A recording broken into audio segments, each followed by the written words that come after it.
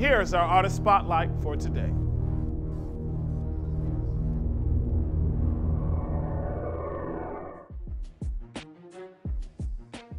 What's up, everybody? This is your boy Big Ruckus, and I'm here with our artist spotlight, Fred Woodard from the Fred Woodard Collective. Fred, how you doing today? I'm doing good. Welcome to Public Praise. Good to be here. Cool, man. So look, I want to go through your journey here, okay? You were born and raised, you were born in Kansas City, but you were raised in Iowa. Yeah. Is there a lot of jazz in Iowa? Like, how did you develop this love for jazz? Well, it came from my father.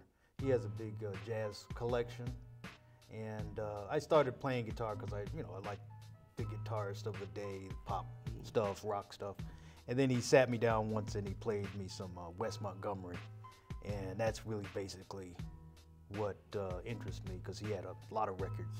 And so I knew very early on who the jazz cats were. Wes Montgomery, George Benson, some Grant Green, that type of thing. So yeah, basically it just, I just found the sound of it appealing, and that's really what kind of drew me into it. So about jazz, what about jazz drew you in so much that you want to become a full-time musician? I think that jazz encompasses a lot of things, melody, harmony, rhythm, and plus a jazz musician can really express themselves on a very high level, in some cases without restriction.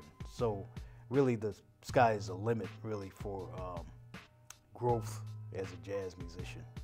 And that's just my humble opinion. I mean, everybody likes, musicians like different things, different styles, and specialize in different things. It's just that jazz was just something that really appealed to me, so I chose to make it my life's work. Awesome. Yeah. Cool.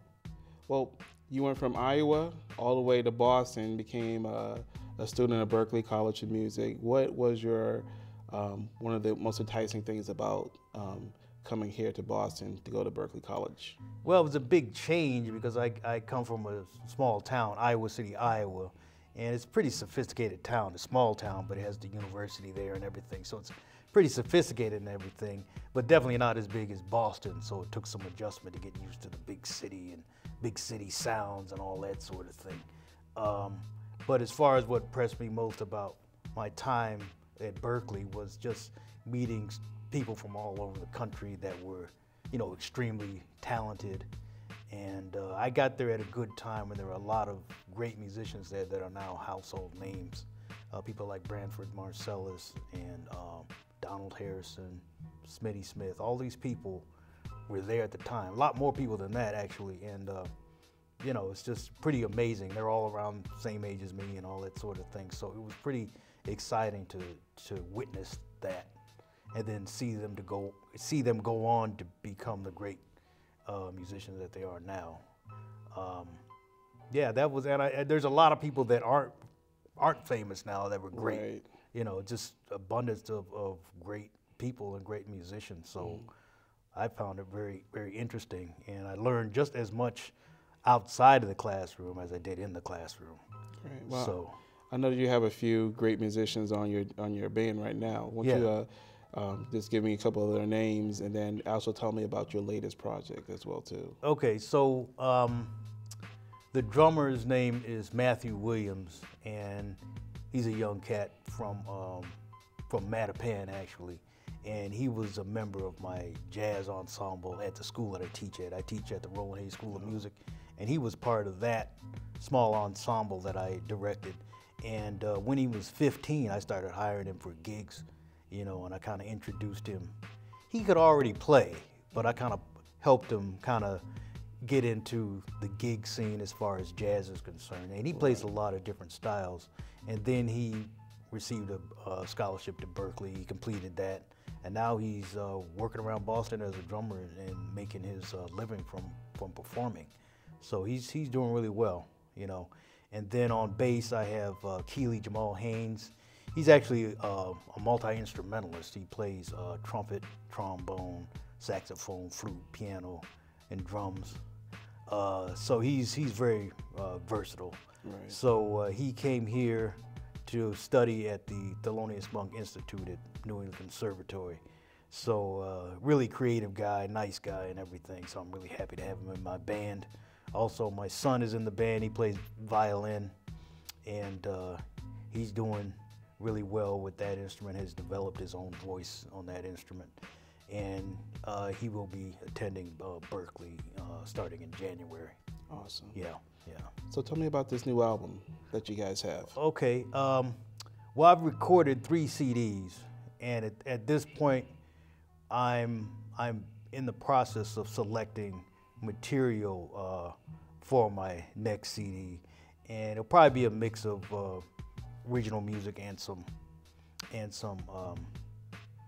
music written by other artists. Right. You know, so basically it's an adjustment from what I usually do. The last 3 CDs I did was a trio, guitar, bass, and drums, and this one, my son will be added to the mix, which gives it a different kind of sound.